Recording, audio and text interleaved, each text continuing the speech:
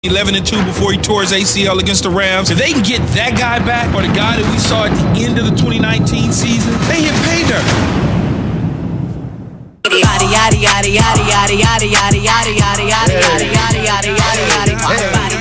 You asked for it. Zuby, you might be made. He might be uncomfortable when this song comes on the club. Hang on a second. I have some singles in the pocket. You're so stupid. Yeah. Yeah, you ain't getting a whole lot done with the single, can't man. hold I one wish up I like could that. help you. If you can give me a little more, I got an Abraham Lincoln here. Yeah, I don't think Abe was going to get it done, man. You got to get to GW. Back down to the one. You asked for it. You got it. We're Zuby, back. you wouldn't like it. Your hair will be all messed up. You have to go back in the bathroom and do the tea tree key, you know? Oh, God. We're presented by Progressive Insurance. All of our guests on the Goodyear Hotline. Key is not really on the whole, the Colts have a ton of pressure here under Reich, but that's where we're going to go here, the pressure argument. It's 59-year-old Frank Reich. Ex-teammate of mine. Ex-teammate. It's 28-year-old Carson Wentz.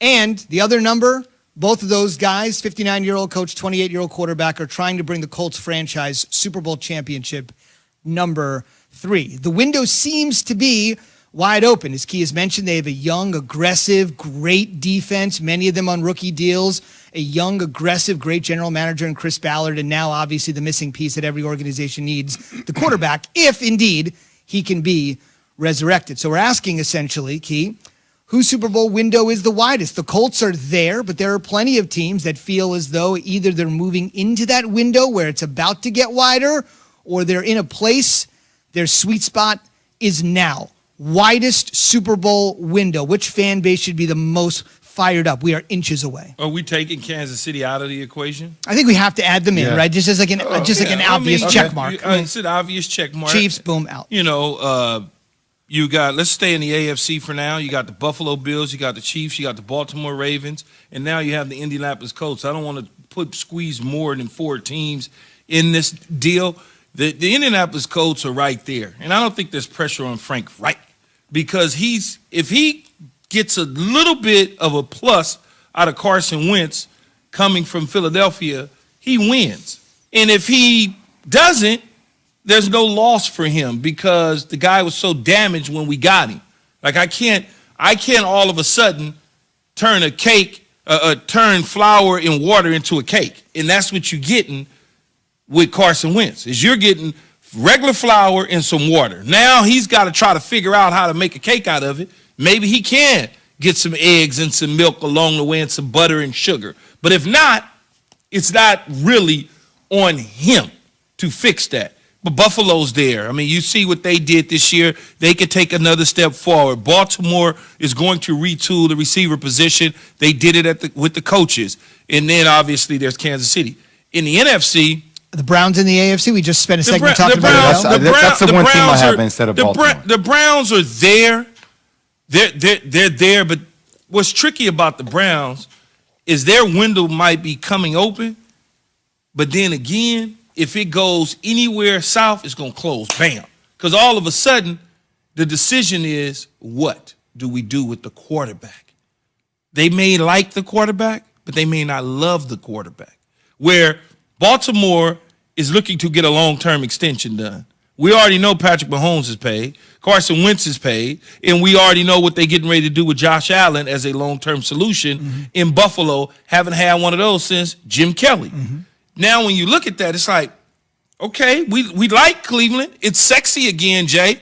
Cleveland is the talk of the town again. We did this 2 years ago with them. Oh, the Browns, they're going to do it, they're going to do it. That window with them is open, but it can close because of heartbreak. And that's what could happen to them. We should mention here also, I think that's one thing you have to think about, because when you look at the window, you're right. It can close really fast, but it's one of those opportunities. If you're a Browns fan and you've waited for this moment since the franchise returned to the NFL in 1999, if it's fast, you almost owe it to yourself. If you're saying everything hinges on one guy, let's go. Who's locked up for the Browns long term right now, Jay? That makes any sense. That's an important piece to this team. I lost you guys for a second. I Oh. lost audio for a second. What'd you say? I'm sorry. That's fine. We gotta fix that soon because I'm sick and tired of it happening. You and me both. What I was saying is, who's locked up long term for the Browns? Like, we can point to long term in Kansas City, Baltimore, Buffalo, Indianapolis. Who's locked up long term that really is a foundation for that team other than Myles Garrett? That's the only one I was going to say. That's it. The QB Yeah. of the defense. So they've got to make decisions on a lot of guys moving forward. I'm with you on the longevity of contracts there, but it still feels like, look, when's the last time we've been excited about Cleveland football?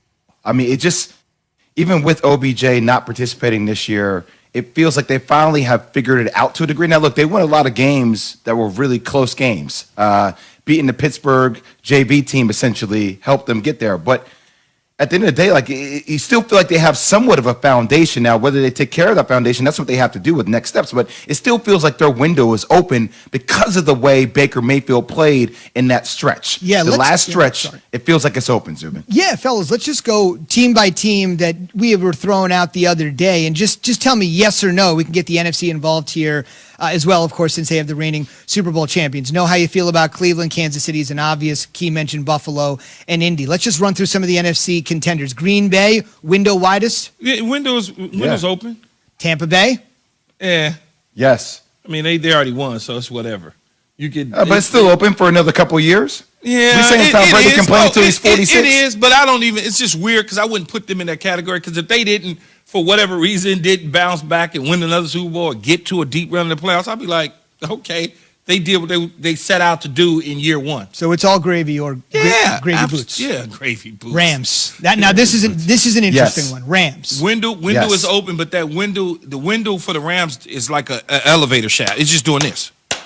That's what it's doing. So they got to go in because that thing will slam on them before long.